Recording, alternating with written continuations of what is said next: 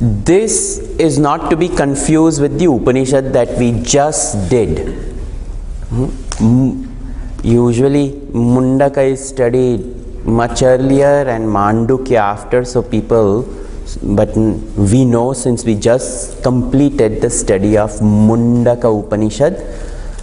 Now this is Mandukya Upanishad.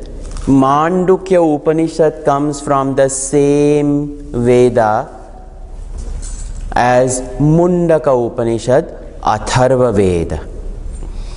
This Upanishad has a Mahavakya, and Mahavakya, a great aphorism. The four Vedas have four aphorisms. This is the shortest of all Upanishad. It only has 12 mantras. But these 12 mantras, there was a great Acharya known as Sri Gaudapada Ji. He was the Parama Guru of Adi Shankaracharya Ji. Shankaracharya Ji's Guru was Govinda Bhagavat Padacharya Ji, and his Guru was this author of the Karika of this Upanishad. And because Gauda Padacharya Ji has written so many Karikas, and we will see what Karika is, the study of this Upanishad is considered to be the most complete thought. He takes us from this Dvaita to Advaita, and Advaita to the theory of non-creation, that creation itself doesn't exist. That who's talking to whom?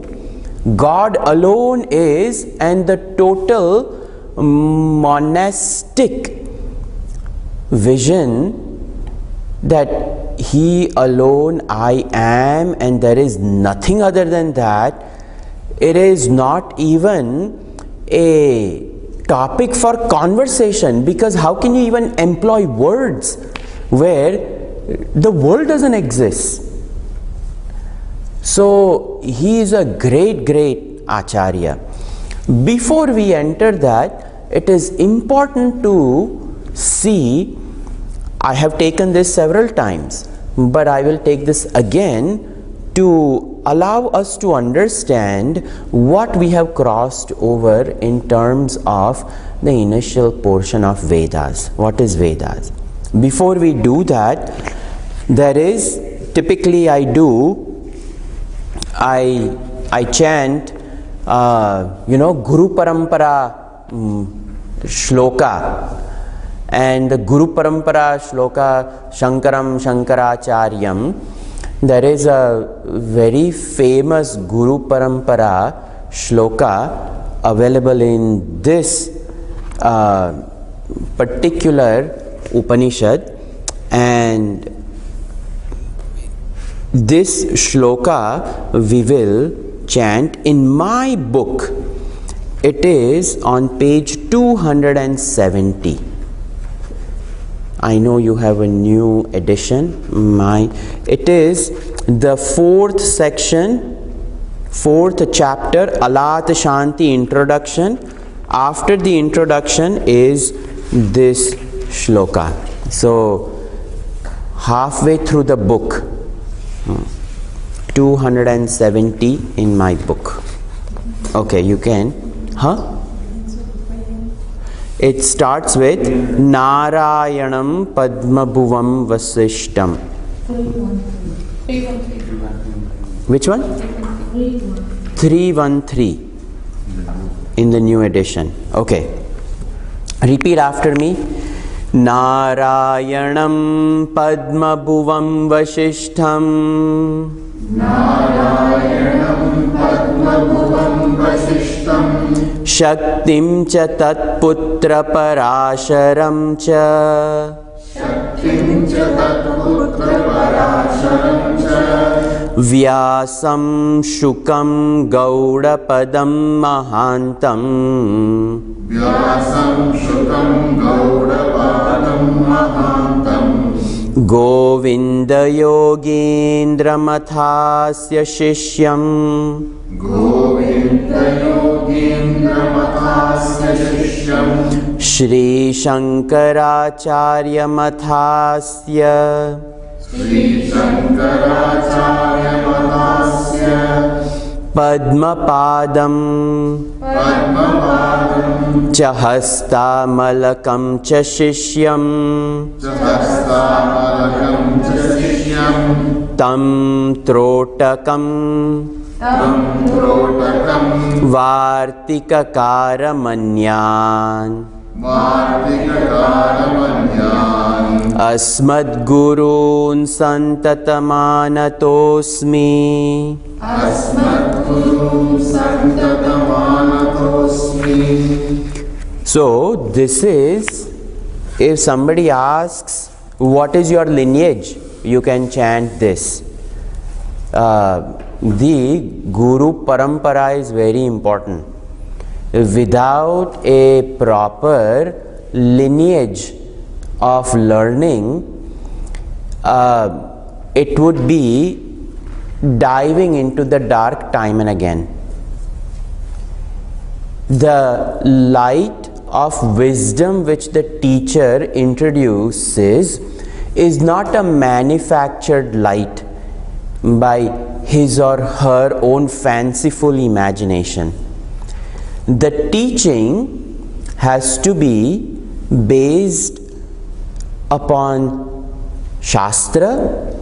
The Shastra has to be tested, and the Shastra is not just tested by one person. The Shastra is tested by a lineage of teachers in different time and place to prove what the Shastra has said is indeed the truth. That's why Mandukya Upanishad ends with Tadetat Satyam. This is very, very important that we learn to understand and have a very healthy regard for Shastra and Guru Parampara. We live in an age where, there is no shortage of information on YouTube and Vimeo and God knows what all places. If that is not enough, everybody has to give their 2 cents of opinion on blog spots, and this is what I think. Have you ever considered what the Shastra thinks? Very easy to say what I think. When I say what I think, that means I'm perpetuating my own ahankar. And then, I came up with a fantastic blog spot. Very good, keep it. But a lineage is one which surrenders one's own independent thinking, one's own ahankar, develops great love and faith for Ishwar, Shastra and Guru, where all three merge into one. That's why we say Guru Brahma, Guru Vishnu, Guru Devo Maheshwara. This, out of great wisdom, one has gone over there. Not because they didn't have anything better to do or they didn't have any unique ideas. No, Gaudapada Acharya ji, all of them, they had fantastic ideas. But they developed based upon a niti. And that is what we have to come to appreciate. So, I personally have no social media, no Facebook, no Twitter, no things. I don't want it. I have a great lineage and I just use my lineage. There is no point email because I'm forced to have this day and age for communication. and I open no website including CMA. If somebody tells me that Swamiji, we have uploaded, just to check, I open it. As it is, we have so many distractions in life and world. Why add more rajas to the equipment which is amply rajasic by itself? Eat little bit of pickle with curd rice, you will get enough rajas. You don't have to go anywhere. Then why pollute? My understanding, you are welcome to do whatever it is, but this parampara is what I have understood from our tradition of teachers, and who inculcate in us a proper method of studying, a proper way of obtaining this wisdom from teacher, and having reverence for it. So this shloka starts with Narayanam Padmabhuvam. What is the lineage?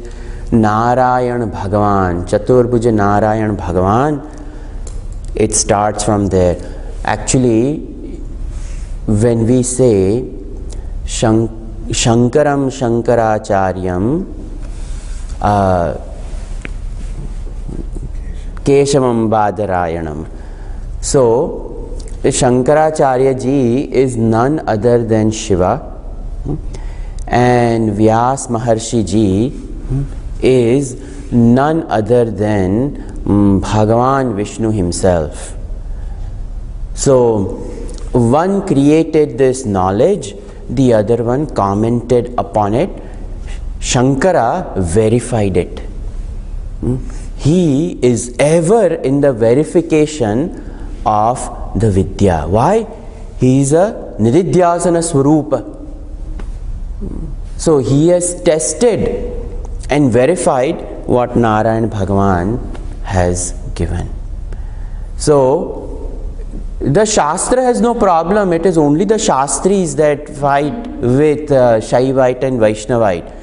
Over here, Advaita, there is a pure Advaita between the thought process of Shiva and the thought process of Vishnu. There is no difference. Narayan is the originator of this, and Shiva is the one who verified it. So, Narayanam Padma Bhuvam. Padma, lotus. Bhuvam, the one who finds abode. Who is this? Bhagavan Brahmaji, the creator himself. So, Narayanam Padma Bhuvam. Some places you will see Narayanam Padma Bhavam. Both paryaya, it is the same thing. One who dwells, or one who is born out of lotus. One who lives in lotus and one who is born out of lotus, same thing. Padma Bhuvam, abode. Padma Bhavam, born out of it. Padmajam, born out of Padma. Anyway, all that means is Bhagwan Brahmaji. Narayanam Padma Bhavam Vashishtam. Vashishtam is the guru of Ramchandra Bhagavan. So, Ramchandra Bhagavan, who was none other than Purna avatar of Narayan himself, to show us that I've given rise to it, but I also follow it. So he came back, and his own teaching, he heard it from a lineage who verified it and taught it back to him. Vashishtam. Shakti, the disciple of Vashishta Muni, is Shakti. Now, I have heard very beautifully talked about by Akhandanandji Maharaj as well. He says, Narayanam is none other than Atma. Then Padma Bhuvam, Brahmaji, is intellect. Vashishtam is mana. And Shakti is the pranic Shakti which keeps the two connected and alive. So he very beautifully said that what is this lineage? A lineage is that which keeps the equipment healthy. That who prepares the equipment for the Jiva Brahma Aikya. Very beautifully in the commentary of our Akhandanji Maharaj, very nicely he brought out that point. I like that. Tat putra parashram cha. So Shakti and Parasharatmajam vande Shukatatam taponidhim Vyasaya Vishnu Rupa. We say that in Vishnu Sahasranam as well. So Tat putra parashram, Parashar Rishi. So Parashar Rishi's caves, this time I had a great fortune of my life. I was able to stay in the caves of Parashar Rishi. It is on the way to Gangotri, halfway between Uttarkashi and Gangotri. Very beautiful place. So Vyas Maharshi Ji was born in that cave. Parasharam, it is still there, and you can feel the energy over there.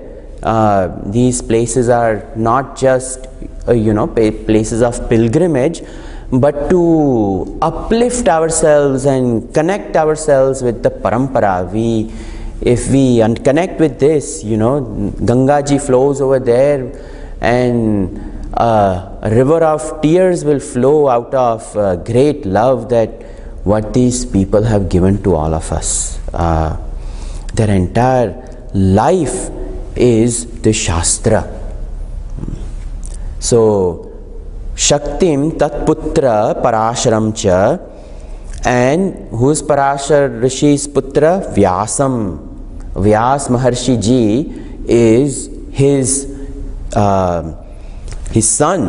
And Vyas Maharshi Ji was blessed to have the most exalted of all. God knows what we can call Shukdev Ji. We can call him a sannyasi, a paramahamsa sannyasi, a virakti, an avdut. Any name you give, he's beyond all those things. He was a walking, talking Brahman. It is said he stayed in one place for as long as it took to milk a cow. He never stayed in a place. He said to stay in a place is to create tadatmyam. Attachment. And this is the glory of Shukdev Ji. In Bhagavatam it is said that he would be just walking around naked and people would not at all be disturbed. Ladies would bow down. Because there was no sense of otherness in him. And people felt that. So Shukdev Ji, and he is most famous in the Samvad of Bhagavatam. He is considered to be the Parama Bhagavata.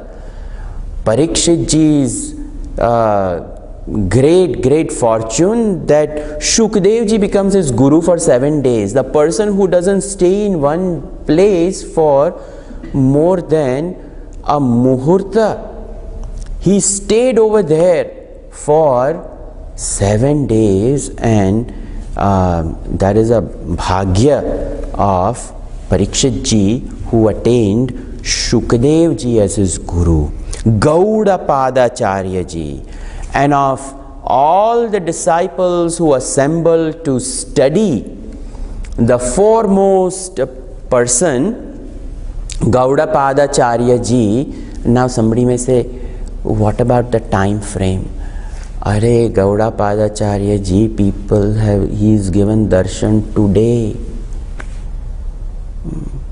His home is the next mountain on the other side of Uttarakashi. He is ever present over there. And there are kutti rishis, hardly 12 inches. Vaman avatar rishis. And these rishis, they are doing great sadhana around that mountain, and Gaudapadacharya ji is there. There are people from his Gotra. I met some people and I asked them. He said, oh yeah, his ashram's over here. So I told them, I said, next time in Uttarkashi, I'm going over here. So the one who is the author of the Karika, we will see in Mandukya Upanishad, is Gaudapadam Mahantam. He learned from Shukadev ji, Gaudapadacharya ji. And Gaudapadacharya ji's disciple is Govinda Yogindra Mathasya Shishyam.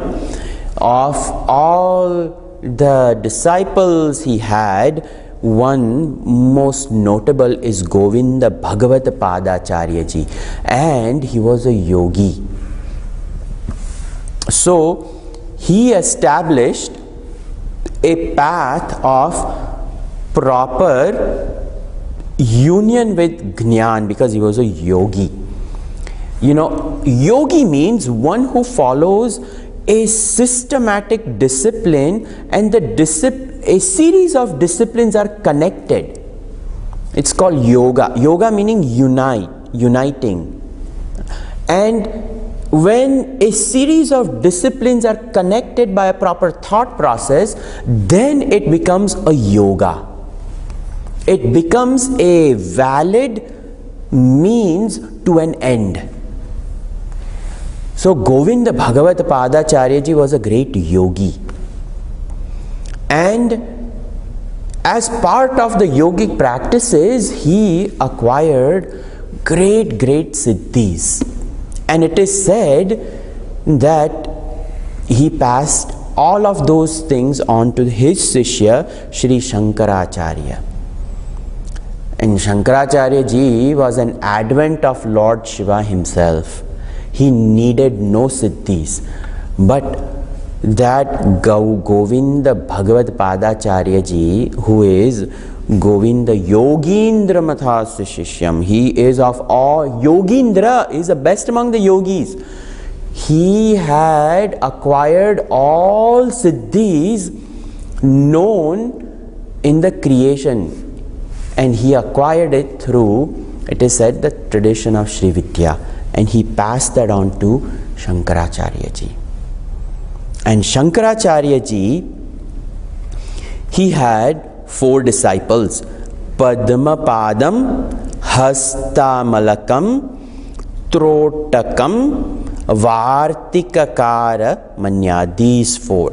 So Padmapadam, Padmapadacharya ji.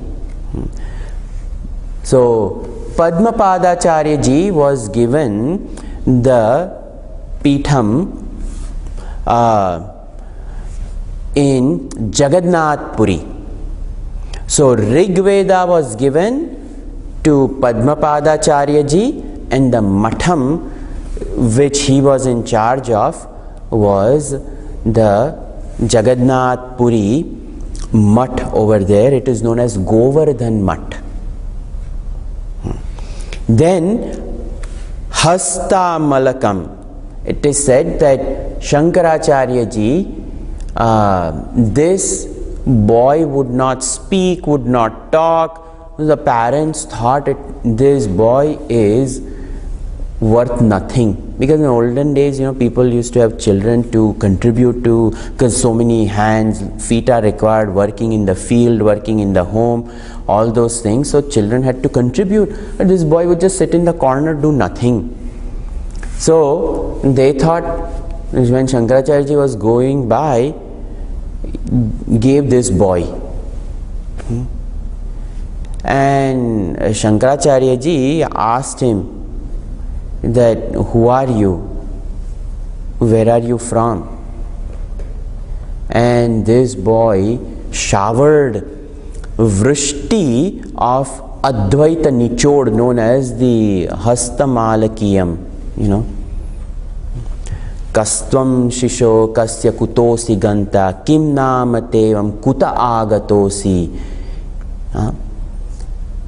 Mat Priti Priti Vardhanosi. You answer these.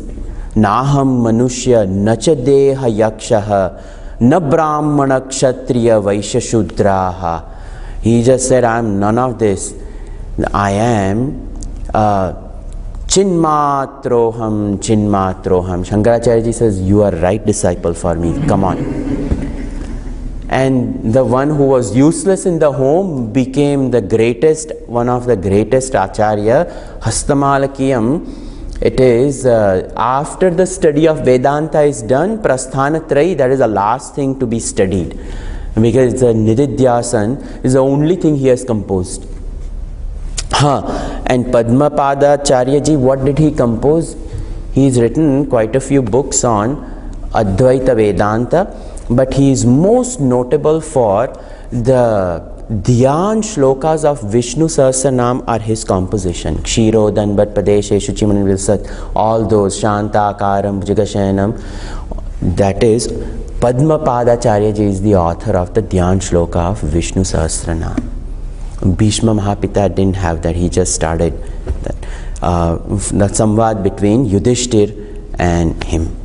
Anyway, so Padmapada Acharya ji has left quite a few things. He is also the author of a book called Panchikaranam. Padmapada Acharya ji has written the basics of the understanding of Vedanta. Then Hastamalakacharya ji was given Sharada Mat in Gujarat, in Dwarika.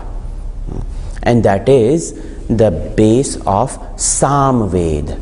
So the one who was mute, who never spoke, became the king of the Samagan, it is said. So Hastamalakacharya ji presides over this Dwarika Sharada Pitham.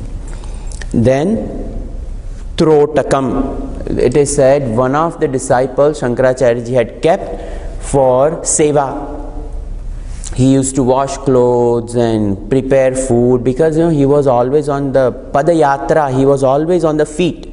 So somebody had to take care of it, the mule was there, mule had to be loaded and everything had to go along with him. So this boy, it is said that this boy from a lower caste was kept for doing seva. And this boy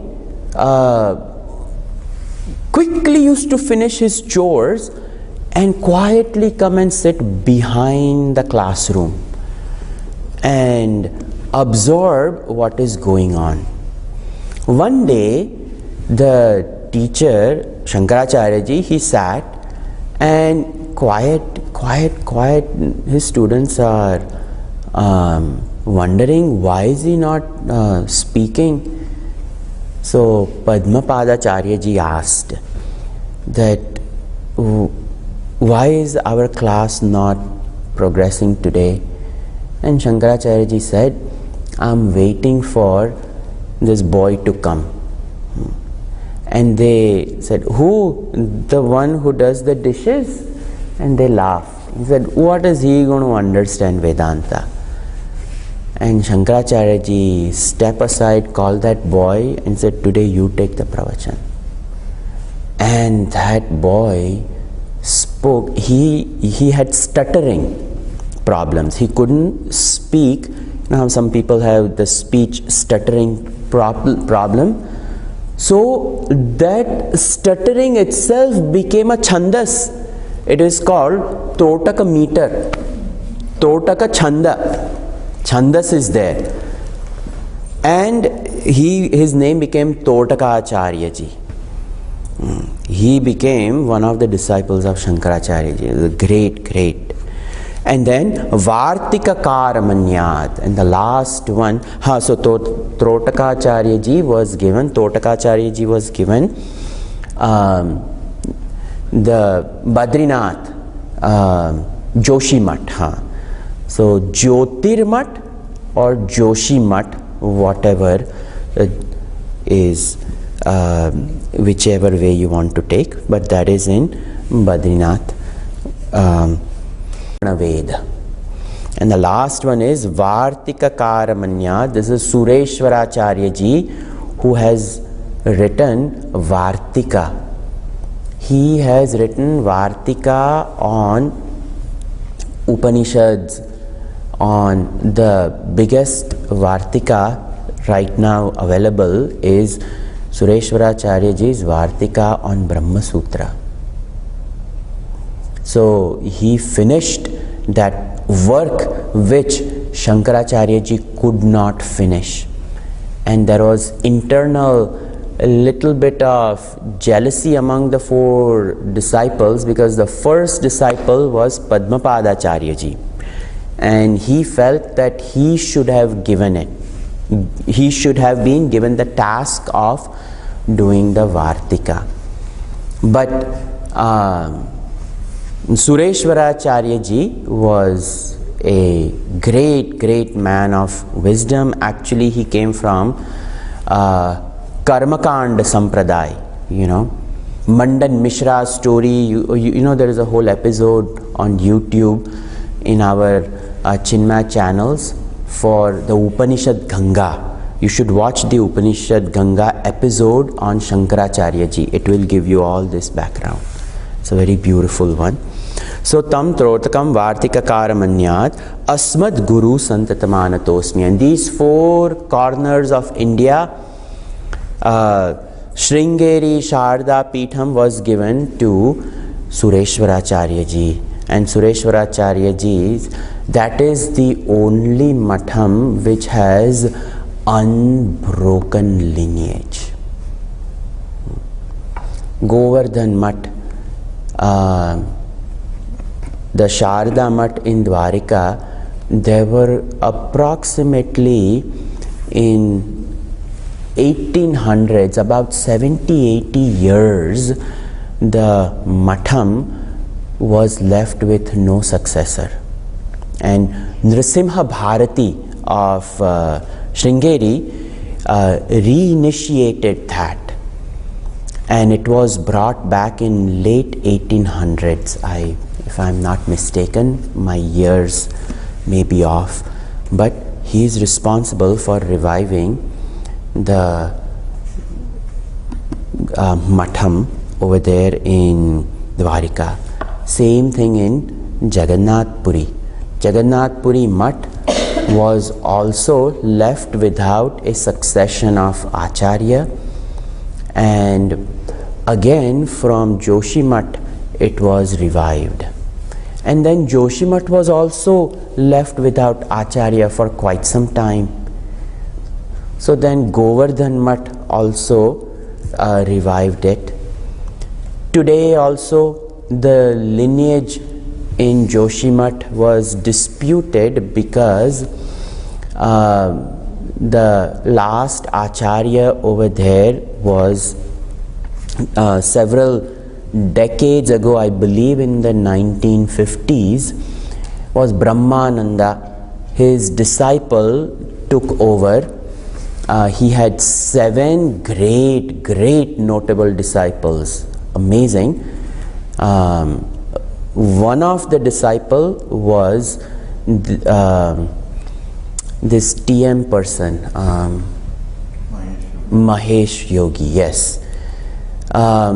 He was to take over that, but he did not have the Brahmin lineage, so Danda was taken away, so he left.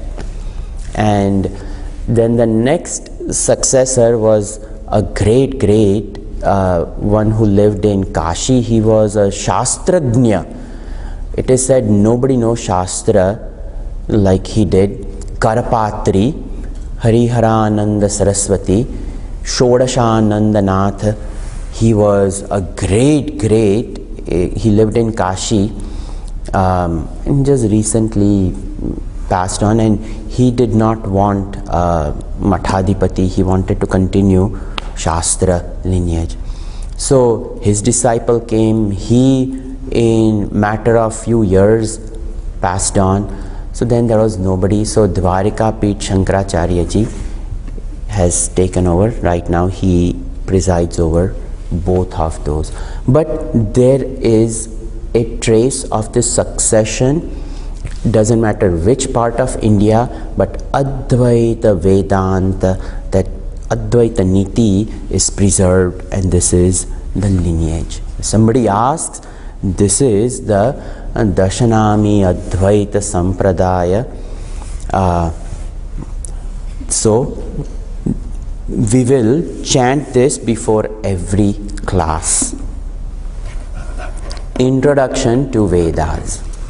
Veda is a body of work, and the body of work, Vedas, is for the sole purpose of introducing to us the means and goals of human life.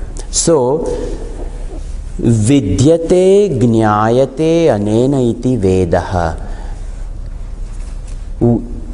Vidyate gnayate anena iti veda. What is Veda? Veda is that from which the goal and the means of human life is to be known. It is not born out of a human being. Vedas are not authored by a person.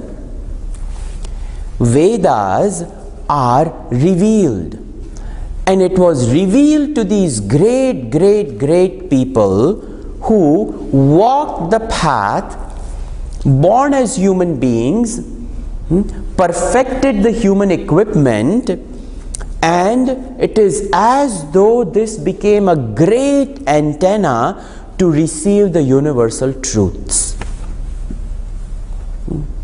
Just like on one side in the downtown there is a disc of a TV station releasing its waves, and over here in home there is a receiver and it receives. In the same way, this equipment was rendered to perfection to receive universal truth, and the universal truths became available to these great people. And all they did is, as it was revealed, without adding anything to it, they simply wrote it down. And this started happening in different areas in the whole valleys of Himalayas. And when they started looking at it, they realized that the content was the same, even though the words may be different. So Ved Vyas Maharshi Ji came in the flow of time, and he took all these revelations and he compiled them, and that is known as Vedas. So because they were revealed, Vedas are also known as Shruti, meaning heard. It is a heard literature. Not only was it heard, but after hearing it, the teachers, what they were revealed, they shared it with others, and the students who were not privileged to receive it, they indirectly heard it through the teachers who learned it through revelations, and that became Karna. It became the Karna Parampara. So that is also known as Shruti, that it has to be heard. So if we were not fortunate enough to get the revelations, we can be fortunate enough to find a teacher who can tell us about it. So the truths are to be heard. The masters actually heard it because the equipment was pure, and those same masters now, they make it available to us by hearing. So we must hear it. It has to be heard, it has to be meditated upon, and it has to be lived. So there are processes, Shravanam, Mananam, Nididhyasam. It has to be heard. So Shruti is propagated through Karna Parampara, by this hearing. Now there are 4 Vedas. The 4 Vedas, each one of them is generally divided into 2. One we call Veda Purva Bhag, one we call Veda Anta Bhag. Veda Anta Bhag is what we are going to focus on. But what is Veda Purva Bhag? I want to give a bird's eye view of it so you have understanding of it. 99% of the Veda is Veda Purva. Less than a percent is Veda Anta. The ending is just less than a percent. Our Upanishads are less than a percent of a Veda. And the remaining is all Veda Purva. We will take on this once. I think next week we have Swamini Gangananji over here, and she wants to take Kaivalya Upanishad. Ishavasya, okay, sorry. Okay.